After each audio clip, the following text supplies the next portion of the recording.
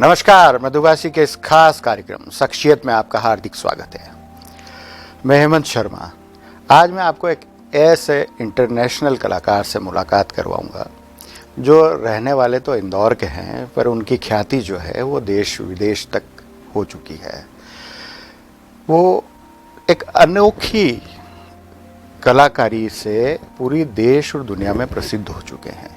वह चाहे बंदूक की गोली हो, आम जनजीवन में आपके पैरों में आने वाले पत्थर हो, या स्क्रैप हो जो किसी के भी कोई काम के नहीं होते हैं, वो स्क्रैप हो, या दूसरी अनोखी चीज़ें चाहे मेडिकल के इक्विपमेंट हो, या बहुत अलग अलग चीज़ों पे जिसका आपका ध्यान नहीं जाता और जो शायद आपके काम का न हो, लेकिन वो ऐसे कलाकार हैं कि उससे चेहरे बना देते हैं, बड़े बड़े स्ट्रक्चर तैयार कर चुके हैं और देश और दुनिया में वे अपनी कला से अपना लोहा मनवा चुके हैं। मैं आपकी मुलाकात करवाने जा रहा हूं वाजिद खान साहब से, जो कि इंटरनेशनल कलाकार हैं। वाजिद भाई, आपका बहुत बहुत स्वागत है मधुभाषी के स्टूडियो में।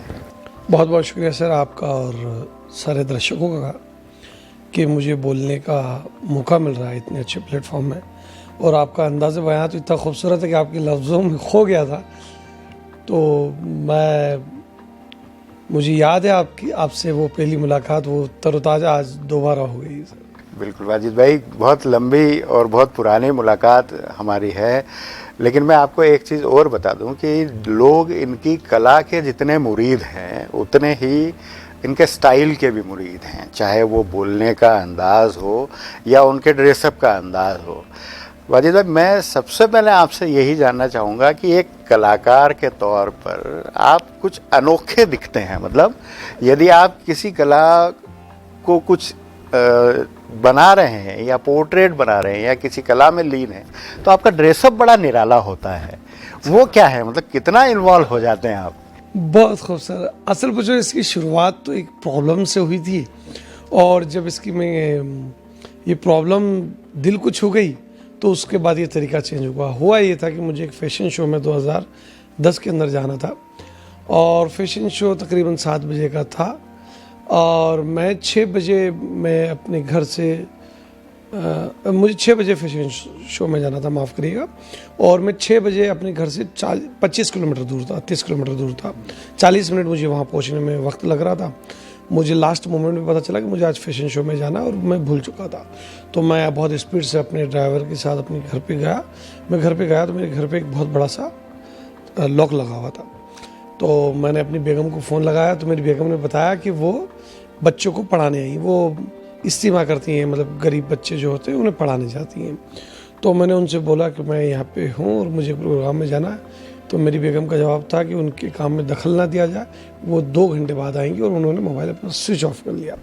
अब फैशन शो में जाना था, मैं वर्कशॉप के कपड़े में था, तो मैंने अपनी गैलरी पे देखा तो मेरी बेगम के कपड़े सूख रहे थे तो मैंने वहाँ से वो एक बुरखा लिया, उनका बुरखा अपने ऊपर डाल लिया, और उनका जो दुपट्टा था वो दुपट्टा मैंने यहाँ से कर लिया।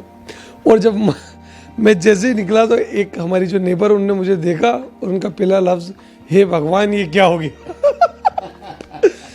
तो ये फिर मैं फैशन शो में गया। अब वो फैशन शो में उस मेरी ड्रेस को इतनी हैरानी से और इतनी खुश मिजाजी से पूरी आवाम ने देखा, तो मेरे को ये समझ में आ गया कि अब जितनी भी शर्म हया है जो आज ख़त्म हो गई है, अब इसका फ़ायदा उठाया जाए। तो फिर मैं जो है सुकरात का आर्ट बना रहा था, तो उनकी मैं ड्रेस पहनने लगा। मैं डेविड जो हैं उनकी आर्ट बना रहा था, उनका लिबास पहनने लग गया। तो मैं जिस का भी आर्ट बनाता हूँ मैं उनके कैरेक्टर में चला जाता हूँ, उनके कपड़े पहनता हूँ, उनका स्टाइल, तो बड़ा मज़ा आता है। आप सोचिए ना कि आप एक मर्द हैं और आप कभी किसी लेडीज़ की अगर आर्ट बना रहे हैं तो आपको लेडीज़ जैसा बिहेव करना पड़े, वो जीना पड़े, तो इससे बड़ी मैं समझता हूँ खुशनसीबी कुछ नहीं होगी। तभी आपको अपनी माँ का, अपनी बहन का, अपनी वाइफ का एहसास होगा। कला में खो जाना इसे ही कहा जाता है। वाजिद भाई, आप बहुत अलग अलग विधाओं में माहिर हैं। हमारे दर्शकों के लिए भी मैं जानना चाहूँगा कि शुरुआत इस कला की कैसे हुई, किस किस फॉर्मेट में आपने अपनी कला का प्रदर्शन किया, और कैसे कहाँ से आप पहुँचे आज तक? देखिए सफ़र बड़ा इंटरेस्टिंग है। मेरा एजुकेशन जो है 5th क्लास तक ही है और मैं घर से 5th फेल होने के बाद निकाल दिया गया या निकल गया, ये दोनों बात अपने आप अपनी कंडीशन पे डिपेंड करती है। ये वैसे फिगर है कि एक बंदा ज़मीन पे 6 लिखा हुआ था, एक उसे 9 पढ़ रहा है, एक उसे 6 पढ़ रहा है और दोनों अपने आप डिबेट में लगे हैं प्रूफ करने में। असल पूछो हम असल ज़िंदगी में भी कुछ ऐसे ही हो चुके हैं। तो मेरा ज़िंदगी का जो सफ़र है वो 5th तक का था। 5th के बाद में एजुकेशन मेरा वहाँ पे ख़त्म हुआ। असल जो तालीम थी वो वहाँ से शुरू हुई। तो मैं फुटपाथ पे पुराने कपड़े बेचना, पुराने कपड़े ख़रीदना, उससे जो पैसे जमा होना, उससे रोबोट्स बनाना, मैं कुछ ना कुछ इन्वेंशन करता रहता। बाकी मैं उसमें सक्सेस नहीं हो पाया। फिर किसी ने मुझे मशवरा दिया तो मैं रग्बी खेलने चला गया। तो रग्बी भी मैं खेला। तो फिर रग्बी में पता चला कि रग्बी खेलने के लिए एक बेहतरीन डाइट की ज़रूरत है और मैं तो गरीब इंसान था। मेरे तो जूते भी जो है वो सेकेंड हैंड ख़रीद के और पहना करता था। तो वो भी सफ़र ज़्यादा ज़िंदगी में चला नहीं। फिर मुझे एक प्रोफेसर हैं, उन्होंने मशवरा दिया कि क्यों ना मैं आर्ट में आ जाऊँ। तो मुझे आर्ट का अभी पता नहीं था और मैं आर्ट में आ गया। मगर असल पूछो मैं सही जगह आया था। मुझे कुदरत ने जो है वो आर्ट के लिए ही बनाया था। मुझे ये समझने में बहुत वक्त लगा। मुझे जिन साहब ने समझाया उनकी बात मेरे ऐसी जहन में आई कि मैं इस फील्ड में आ गया। पहली पेंटिंग मैंने डिसाइड करी कि कुछ अच्छी बनाना है। तो मैंने कैनवास पे नहीं बनाया, मैंने पत्थर की मूर्तियाँ नहीं बनाई। मैंने बोला कुछ नया किया जाए, काम उस पर काम किया जाए जिसकी प्रॉपर्टी मेरे अप्रोच में हो। तो मेरे अप्रोच में अमूमन आइडिया इसीलिए फेल हो जाते हैं कि आइडिया तो आपके जहन में है कि आपको चांद पे जाके और समोसे बनाना है, मगर चांद पे आप जाएं कैसे, उसकी प्रॉपर्टी नहीं है, तो आपका प्रोजेक्ट फेल हो जाता। अमूमन हमारा आइडिया फेल होने की वजह ये। तो मैंने पहले ये देखा कि मेरे पास प्रॉपर्टी क्या है। तो मेरे पास कीले थी, नेल थी। तो मैंने बोला नेल से आर्ट बनाया जाए। तो मैंने पहला आर्ट बनाया। तकरीबन मुझे ऐसा लगता है कि वो 2-3-4 साल तो बनने में लगे। फिर 2-3-4-5 साल बाद लॉन्च हुआ। 7 साल का सफ़र था वो। और जब लॉन्च हुआ तो मेरे पास पैसे भी नहीं थे।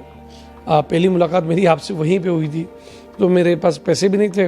इंदौर प्लेयर्स क्लब का बहुत बहुत शुक्रिया अदा करता हूँ कि उन्होंने मुझे वो स्टेज दिया जहाँ पे मैं अपनी आर्ट को लॉन्च कर सकूँ। और मैंने अपनी आर्ट को लॉन्च करा और मेरी आर्ट अगले ही दिन एक बड़ी कीमत में पहली आर्ट बिकी 20 लाख रुपए के अंदर।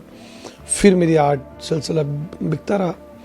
तो असल पूछो जब आपके पास पैसा आता है ना तो एक अलग तरह का है ना, आप में वो तकब्बुर आ जाता है। वो ऐसा तकब्बुर जो आपको सही लगता है मगर असल में वो गलत होता है ना। आपको लगता है कि आप सोच रहे हैं वो सही है, आप जो कर रहे हैं वो सही है, आप जो बोल रहे हैं वो सही है, मगर वो बहुत ज़्यादा गलत होता है। मुझे इसका एहसास मेरी बेगम ने, इस्लामिक एजुकेशन की वो फ़िलासफ़र है, टीचर है, उस्ताद है। तो उन्होंने मुझे उस नज़रिए से समझाने की कोशिश की कि मैं हूँ क्या और मैं कर क्या रहा हूँ और मुझे करना क्या चाहिए। मैं तो ये समझ रहा था कि यार यही ज़िंदगी है, जो सब कुछ है, जो मैं आज जी रहा हूँ। अच्छा, एक ऐसा भी होता है ना कि हमारी सोसाइटी में जो गरीब इंसान है उसे जब उसकी हैसियत से ज़्यादा मिल जाता है तो वो एक अलग शो ऑफ का इंसान होता है। तो बहरहाल वो ऐसे ही कुछ मामला था मेरा। फिर एक एक्सीडेंटल कुछ ऐसा वाक़या हुआ जिससे मुझे एहसास हुआ कि यार मेरी औकात कुछ भी नहीं है और मैं हूँ कुछ नहीं। तो मुझे सुधर जाना चाहिए और मुझे ये अपनी जो कला है, ये कला जो है दूसरों को सिखाना चाहिए, मेरी अपनी जागीर नहीं है। बिल्कुल, हम ये भी जानना चाहेंगे कि आप में सुधार आया किस बात से था। अच्छा, ये दर्शकों के लिए बड़ा इंटरेस्टिंग वाक्य है। कभी कभी भी क्या होता है ना, कोई ऐसी बात है जो आपको दिल को छू जाती है और आप इमोशनल हो जाते हैं। तो मेरी बेगम ने एक बार मुझे आवाज़ लगा के बुलाया। तो पहली आवाज़ में तो मैं नहीं गया, दूसरी में नहीं गया, तीसरी में जब उनकी साउंड बहुत लाउड था तो मैं गया। तो उन्होंने बोला, उन्होंने खिड़की विंडो की तरफ इशारा किया मुझे। तो मैंने बोला अरे ये कौन है? तो उन्होंने बताया कि वो फला फला साहब है। तो मैंने बोला कि हाँ, वो देखो इतने बड़े आदमी हैं, वो उनकी डेथ हो गई, बड़ा दुख हुआ मुझे। तो उन्होंने बोला कि हाँ देखो कितने बड़े आदमी हैं, कितना कुछ लेके जा रहे हैं। तो मैंने देखा, मैंने बोला यार वो कुछ भी नहीं जा रहे, वो तो एक ताबूत में पैक हैं और वो बस जा रहे हैं, वो तो कुछ भी नहीं है उनके पास। मेरी बेगम ने बोला नहीं नहीं देखो बहुत कुछ लेके जा रहे हैं, वो सब है उनके पास, वो कार वार जो आप देखते हो ना वो सब कुछ है उसमें। तो मैंने बोला कि नहीं यार कुछ भी तो नहीं है, उस इंसान वैसे ही जा रहा है। तो बोले जब एक दिन आपको भी ऐसे ही जाना है तो फिर क्या है? तो यार आप जो मरने की बाद की जो तैयारियां है ना, थोड़ी इमोशनल बात में इमोशनल भी हो जाता हूँ, तो इसके लिए मैं माफ़ी चाहता हूँ। लेकिन अद्भुत समझाने का तरीका है ये जी। दोबारा आपको सही दिशा में लाने का एक बहुत सही अच्छा दिशा में। प्रयास है। और ये बहुत अच्छी बात है कि कहीं ना कहीं हम उस चीज़ का एहसास कर रहे हैं कि जो व्यक्ति हमें समझाना चाह रहा है हम उसे समझ के अपने सही राह पे जा रहे हैं। ये बहुत अच्छी बात है। शुरुआत आपकी नेल आर्ट से जी, हुई, जी, जो जी। हम लोगों ने शुरुआत में जी। देखा। उसके बाद कई ऐसे चीज़ें हैं जिससे आपने एक अद्भुत कलाकृति को नया जी, जी। जन्म दिया। चाहे वो पत्थरों की बात जी, जी। हो, चाहे वो बंदूक की गोलियों की जी। बात हो, चाहे वो मेडिकल इक्विपमेंट की बात हो, किस किस तरह के नई नई चीज़ें आपके दिमाग में कैसे ये चीज़ें आती है, किस तरह से उस पर वर्क किया जाता है? क्या कोई कैनवास पे आप लोग पहले प्लान करते हैं या क्या एक सिस्टम होता है? क्योंकि पत्थर से किसी आकृति को हूबहू बनाना ये शायद हम जैसे लोगों के लिए बहुत एक अद्भुत चीज़ें हैं, लेकिन अपने मन से कैसे आप लोग उसे हाँ सर, असल पूछो, मैं ये बताना चाहूँगा कि दो चीज़ें होती है लाइफ में। एक होता है हुनर, जो आप सीख सकते हैं, सिखा सकते हैं। फॉर एग्जांपल, जैसे कि मान लिया जाए तस्वीर लेना है मोबाइल से, तो आप किसी को बता सकते हैं कि ऐसी तस्वीर ले सकते हैं। एक होता है फन। फन जो होता है वो रब की तरफ से आता होता है, ईश्वर की तरफ से आता होता है। तो फन कभी किसी को दिया नहीं जा सकता है। जैसे अब फन का एग्जांपल दूं मैं, लता मंगेशकर जो है उनके पास फन है, वो दूसरी लता चाह के भी वो खुद भी नहीं बना सकती हैं। ऐसे ए.आर. रहमान साहब है, ऐसे दुनिया में बहुत सारे हैं। तो ये फन है। हुनर जो है वो हो सकता है मैं आज बोल नहीं पा रहा हूँ तो या आज मैं बेहतर बोल रहा हूँ तो मैं किसी और को बोलना सिखा सकता हूँ। तो हुनर और फन में बहुत फ़र्क है। हुनर अरबों लोग इंसानों के पास है और फन उन अरबों इंसान में से किसी एक के पास है। मतलब पूरे 1 अरब की अगर बात करूं तो शायद 1 या 2 उस फील्ड के फ़न वाले इंसान होंगे, है ना। तो अल्लाह ताला ने जो है ना मुझे फ़न दिया है और ये एहसास मुझे अब हुआ। मतलब ऐसा नहीं है कि मैं खुद गलतियों का पुतला हूँ, मतलब मैं गलतियों का पहाड़ हूँ, इतनी ज़िंदगी में गलतियाँ करी है। मगर अब वो वक्त के साथ साथ वो पहाड़ जो है वो पिघल रहा है, तो एहसास हो रहा है कि अंदर की जो एक वो रूह है वो एहसास कराती है कि उसने तुम्हें कितनी बेहतर नेमत दी है। तो सर मैं आपको बताऊं कि मेरा एजुकेशन 5th क्लास तक है, मैं किसी के पास आर्ट सीखा नहीं। अच्छा, उस्ताद बनाना मुझे बहुत पसंद है। मुझे जब भी कोई ऐसे इंसान लग जाते हैं कि बहुत काबिल है तो मैं उन्हें उस्ताद का लक़ब दे देता हूँ। उस्ताद लफ्ज़ मुझे बहुत मेरे दिल को छू के जाता है, ये लफ्ज़, है ना। और मेरी भी ज़िंदगी में हसरत है कि मुझे कोई मतलब ये दुनिया उस्ताद के नाम से पुकारे। बहरहाल ये तो ख्वाब है मुंगेरी लाल के हसीन सपनों की तरह है, क्योंकि ख्वाब जो है वो आपके ख्वाब है। और मुझे लगता है कि जो रब जो आपके दिल को सुकून देने वाली चीज़ आपसे करा दे तो आप बहुत खुशनसीब इंसान हैं। देखिए वाजिब भाई, जो व्यक्ति किसी को अपनी कला सिखाए या कोई भी एक चीज़ सिखाए वो अपने आप में एक उस्ताद होता है। उसे चाहे उस्ताद कहा जाए या ना कहा जाए। और यदि आप गांव, गली, शहर, देश विदेश में यदि कोई चीज़ और कोई कला आप किसी को दे रहे हैं तो आप अपने आप में उस्ताद ही हैं। और मैंने सुना भी है कि आप इस कला को लोगों तक पहुंचाने के लिए गांव की गलियों तक भी पहुंच रहे हैं। बिल्कुल बिल्कुल। तो सर मैं पहले तो 2 बात कहना चाहूँगा कि उस्ताद और टीचर में बहुत मुख्तलिफ है। टीचर क्या होता है, फॉर एग्जांपल आपका मैथ्स का टीचर है तो उनका काम होता है वो मैथ्स सिखा के चले जाएंगे, है ना। इंग्लिश के तो इंग्लिश सिखा के चले जाएंगे। उस्ताद आपको ज़िंदगी सिखाते हैं, वो सिर्फ मैथ्स के टीचर नहीं होते। वो आपको मैथ्स सिखाएंगे, कैसे बोलना है सिखाएंगे, कैसे बेचना है सिखाएंगे, कैसे वो उस्ताद आपको कंप्लीट ट्रेनिंग देते हैं, उसे उस्ताद कहते हैं। तो इस दुनिया में उस्ताद बहुत कम मिलते हैं और अच्छे उस्ताद तो मिलते नहीं हैं। दूसरा, मैं बड़ा खुशनसीब इंसान हूँ कि मैं मतलब अच्छा मैं कंजूस भी बहुत हूँ। तो मेरा एक बचपन से ख्वाहिश थी कि मैं फ्री में दुनिया घूमूँ, है ना। मतलब फ्री में मैं कभी कहीं जाना होता ना, मैं फ्री का अल्टरनेट देखता कि यार मैं जाऊंगा तो टिकट ये कर देंगे, रहने का इंतज़ाम वहाँ हो जाएगा और अपन फ्री में फला शहर, जहाँ पैसा खर्च होता तो मैं वहाँ नहीं जाता। तो यही एक वजह रही कि मैं बहुत खुशनसीब हूँ कि मैं दुनिया के 40 मुल्कों में फ्री में मैं आर्ट सिखाने गया हूँ, उस मुल्कों को देखने गया हूँ। सबसे खुशनसीबी की बात यह है कि मैं उन लोगों को आर्ट सिखाने गया हूँ जो वाकई में आर्ट के हकदार थे। वो मेरा फ़र्ज़ मैं समझता हूँ कि बहुत बेहतर तरीके से अता हुआ। मैंने उन लोगों को आर्ट सिखाया है, मेरे मुल्क से लेके तो मेरे गांव से लेके तो मेरे कस्बे से लेके इस शहर से लेके इस दुनिया से लेके मर्द से लेके औरत से लेके मैंने नाबीना लोगों को आर्ट सिखाया। नाबीना का मतलब होता है जो आंखों से देख नहीं पाते। ये अलग बात है कि हमारी आँखें होने के बावजूद भी हम देख नहीं पा रहे। तो मैंने नाबीना लोगों को आर्ट सिखाया।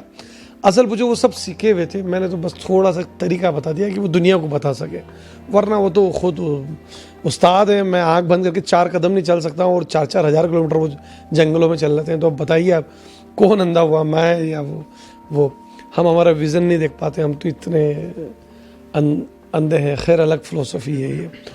तो मैंने उन लोगों को आर्ट सिखाया जिनके हाथ और पैर से माजूर हैं, मतलब वो हाथ पैर नहीं है। और मैंने सिखाया नहीं, मैंने सीखा है उनसे। मैंने तो बस उनके पास जो कला थी उसको आसान कर दिया, थोड़ा सा फाइन करने की कोशिश करी एक इन्फॉर्मेशन के साथ। बाकी तो सब उनके अंदर था। उन लोगों को भी आपने सिखाया है जिसकी आंखें नहीं है या वो बोल सुन नहीं सकते या दिव्यांग है। एक नॉर्मल व्यक्ति को सिखाने में और एक दिव्यांग व्यक्ति को सिखाने में कितना अंतर है कि कई बार ऐसा कहा जाता है कि ईश्वर जिनसे कुछ चीज़ें ले लेता है उसे कई शक्तियाँ अधिक देता है। ऐसा आपको क्या कुछ चीज़ें नज़र आई हो जो एक आम लोगों में न होकर दिव्यांग लोगों में ज़्यादा नज़र आती है? सर मैं अपनी ज़िंदगी के तजुर्बे से एक बात कहना चाहूँगा कि अगर आपको कुछ सीखना है तो उससे पहले आपको सब कुछ भूलना होगा जो आज तक आपने सीखा है, क्योंकि आपने जो आज तक सीखा उसके तजुर्बे से आप एक बड़ी चीज़ सीखने जाएंगे तो कभी भी नहीं सीख पाएंगे, क्योंकि आपका जहन इतनी गलत इन्फॉर्मेशन के साथ भरा हुआ है कि वो आपको नहीं करने देगा। तो मुझे ऐसा लगता है कि जो भी अगर आपको बेहतर चीज़ पता चल जाएगी, बेहतर है, कंफर्म हो जाए और वो सीखना हो, तो जो कुछ भी आपने सीखा वो सब भूल जाए। तो हम जब नए, मैं आपको मतलब ऐसे बच्चे बताऊं कि कभी उन्होंने एक लाइन नहीं खींची और उनका आर्ट देख लें आज, तो मैं बहुत फ्रेंकली बताऊं कि मुझे भी डर लगता है, मुझे भी एक जलन सी महसूस होती है कि यार ये मुझसे कई हज़ारों गुना आगे कैसे निकल गए। उसकी वजह ये कि वो जब सीखने आए थे तो ये सोच के आए थे कि उन्हें कुछ नहीं आता, और जिन्हें कुछ नहीं आता आप ये मान लें उन्हें बहुत कुछ आता है। वाजिद भाई, आपकी कला में जितनी डेप्थ होती है उतनी ही बातों में भी डेप्थ नज़र आती है। आपने अपनी कला का एक पेटेंट भी कराया, मुझे लगता है कि नेल आर्ट में शायद ये पहला पेटेंट होगा। क्या सिस्टम था, क्या सोच के आपने ये शुरुआत की? सर देखिए, मैं 2010 में मैंने शुरुआत की, मैं किसी से मुतासिर होकर शुरू किया। 2014-15 में ऐसा एक आर्ट फाउंडेशन का कहना है कि 2015-16 के अंदर के बाद इंदौर में हिंदुस्तान में सबसे ज़्यादा आर्टिस्ट की तादाद हुई। जो बच्चे मुझसे सीखे हैं वो 5-6 साल बाद उनका इतना फाइन काम हो गया कि वो इंदौर में बहुत बड़े लेवल पे बेहतरीन तरीके से काम कर रहे हैं। अब इन 3-4 साल में अब उनके स्टूडेंट आ गए हैं, वो और बहुत बेहतर तरीके से फाइन काम कर रहे हैं। मुझे अभी पता चला कि सबसे ज़्यादा वर्ल्ड रिकॉर्ड जो हैं वो इंदौर शहर में हैं, और मेरे लिए खुशनसीबी की बात है कि इसकी शुरुआत करने वालों में से मैं एक हूँ कि आर्ट में कैसे वर्ल्ड रिकॉर्ड बनाया जाए, आर्ट में कैसे गिनीज बुक का नाम दर्ज किया जाए। तो अब ये आप एक बड़ी तब्दीली होती है, क्योंकि इंसान जो होता है ना वो हमारे सिस्टम से, आसपास से, सोसाइटी से, फैमिली से बहुत सारी वजह से मायूस है, वो डरा हुआ है, वो सहमा हुआ है, वो आपके सामने एक्टिंग कर रहा है बेहतरीन दिखने की, बेहतरीन बात करने की। असल पूछो वो अंदर से एकदम घुटन सी महसूस कर रहा है अपनी ज़िंदगी में। जब कोई उसे उस घुटन से निकाल ले, चाहे पल 2 पल के लिए निकाल ले, उससे उसकी ज़िंदगी में उससे बेहतर कोई मोमेंट नहीं होता है। जब हमने आर्ट की वर्कशॉप लगाना शुरू की, जब हम उन बच्चों से बात करते थे, जब हम सब आपस में बात करते थे, तो इतनी कहानियाँ, इतने किस्से, इतने वाक़ये, इतनी बेहतरीन कलाएँ निकल के आती कि ऐसा लगता है कि ये ज़िंदगी इन्हीं पे किताब लिख दो आप। मेरी जो बातें हैं वो मेरी अपनी बातें नहीं है, मैंने आसपास के जो तजुर्बे से सीखा, मैं वही सिर्फ आपको बताने की कोशिश कर रहा हूँ। बिल्कुल, बहुत खूबसूरत बातें हैं। आपसे बात करने का आनंद ही कुछ अलग ही होता है, और कई वर्ल्ड रिकॉर्ड आप कायम कर चुके हैं, चाहे गिनीज बुक हो, लिम्का हो, कितने रिकॉर्ड आप बना चुके हैं। और क्या ये मानसिकता लेके ही चलते हैं कि रिकॉर्ड ही बनाना है, या बनते गए? नहीं क्या होता है कि जब सबसे कमज़ोर जो इंसान होता है ना, आप कभी भी नोटिस करिएगा कि सबसे कमज़ोर जो इंसान है बचपन में, वो बड़ा होकर स्ट्रॉन्ग बनता है ना। कम हाइट का इंसान जो है वो मतलब वो ताकतवर ही बनेगा, उनके आसपास का ओरा मिलेगा। तो मेरी बहुत सारी प्रॉब्लम्स थी, मैं हकलाता था, है ना, रिस्पेक्ट की तलाश थी, है ना, आपको प्रूफ करना होता है, उनको जो खुद प्रूफ के लायक है उनको प्रूफ करना होता है कि नहीं आप काबिल हैं, आप काबिल हैं। तो ये सर्टिफिकेट और ये वर्ल्ड रिकॉर्ड और ये आपकी मदद करते हैं। बाकी एक वक्त आता है जब आप इससे बाहर आ जाते हैं। अब मुझे बहुत मैटर नहीं करता है, मैं चाइना, जर्मनी, फ्रांस, टर्की, इस बहुत मुल्कों में गया। मैं आपको वाकया बताऊं, वो लोग अपने मुल्क से बहुत आला किस्म का प्यार करते हैं और हम बहुत आला किस्म की एक्टिंग करते हैं प्यार करने की। हमारा ये दोनों में बहुत फ़र्क है। हमें ज़मीनी लेवल पे काम करना होगा। अगर हमने काम कर लिया, ये मुल्क सोने की चिड़िया था, ये आर्ट की कैपिटल था, हम दोबारा बना सकते हैं। पहले हमें खुद को बनना होगा, हमें इन सब चीज़ों से बाहर आना होगा। बिल्कुल, आर्ट की कैपिटल से आपने कहा तो मुझे एक चीज़ और याद आई कि अभी कुछ देर पहले ही हमारी चर्चा चल रही थी जिसमें आपने कहा था कि एक सर्वे हुआ है जिसमें यह माना गया है कि इंदौर जो है वो आर्ट को ज़्यादा डेवलप कर रहा है। एक सर्वे में आया गया। किस तरह का ये सर्वे है, किन लोगों ने किया है सर्वे और किस तरह के आर्ट को यहाँ पे डेवलप किया जा रहा है? मतलब दिल्ली की एक संस्था है ना, आर्ट फाउंडेशन, उसका नाम एग्जैक्टली मुझे कंफर्म नहीं है, मैं कंफर्म करके बताऊंगा आपको। वो सर्वे करती है पूरे इंडिया लेवल पे कि सबसे बेहतरीन आर्टिस्ट, सबसे ज़्यादा आर्टिस्ट कहाँ हैं, किस उम्र के आर्टिस्ट ज़्यादा हैं, ताकि वो अपना मटेरियल, अपनी एग्जीबिशंस, अपना आर्ट फॉर्म, अपना एजुकेशन उस तरीके से फॉर्मेट बनाएं। तो अभी 2016-17 के बाद सबसे ज़्यादा जो अभी हमारे 2020-21 में जो है सबसे ज़्यादा जो तादाद है आर्टिस्ट की वो इंदौर शहर में है। और सबसे ज़्यादा वर्ल्ड रिकॉर्ड जो आर्ट फॉर्म में बने हैं तो वो भी इंदौर में बने हैं। वजह इसकी ये भी हो सकती है कि मकबूल फिदा हुसैन साहब यहीं से रहे हैं, सैयद रज़ा साहब यहाँ से रहे हैं, हमारे गणेश जी जो हैं वो यहाँ से रहे हैं, अफजल साहब जो हैं वो यहाँ से रहे हैं, और हिमांशु साहब जो है उनका भी ताल्लुक़ यहाँ से रहा है। तो बेहतरीन आर्टिस्ट रहे हैं। और मुझे ऐसा लगता है कि कोई भी शहर हो या कोई भी मुल्क है, कुछ लोग बेहतर अगर जमा हो जाते हैं तो फिर उनके बाद बेहतर की तादाद बढ़ती जाती है, कुछ ख़राब हो जाते हैं तो फिर ख़राब की तादाद बढ़ती है। शिव कुमार बटालवी साहब का मैं बहुत आला किस्म का दीवाना हूँ उनका, है ना। मैं उनके इंटरव्यू अक्सर रोज़, अभी कुछ दिन से तो नहीं सुन पा रहा हूँ, बाकी अक्सर रोज़ मैं उनके इंटरव्यू सुनता हूँ। तो वो भी एक अलग फ़िक्र की बात कर रहे थे। मुझे लगता है कि वो फ़िक्र उनकी लाजिम थी। मुझे लगता है कि वो फ़िक्र अभी हमने भी कर ली तो आने वाले टाइम में हम हमारे मुल्क और हमारे माशरे में बहुत बड़ी तब्दीली ले आएंगे। एक नया ट्रेंड आर्ट की दुनिया में चल रहा है कि सामने कुछ नहीं होता है, लेकिन आपकी जो तस्वीर है, जो आपका आर्ट है, वो जहाँ आप पहुँचाना चाहते हैं, जो कीमत आप चाहते हैं वहाँ मिल जाती है। वो क्या एक सिस्टम है, एक नया सिस्टम क्या नया डेवलप हो रहा है जिसमें हर व्यक्ति चाहता है कि उसका आर्ट की एक कीमत हो जो उसे प्राप्त हो। ये क्या नया सिस्टम है, उसके बारे में मैं जानना चाहूँगा। हाँ, देखिए इस सिस्टम को मैं शैतानी सिस्टम कहूँगा। ये एक शैतानी एक दुनिया ही है। इसे NFT बोलते हैं।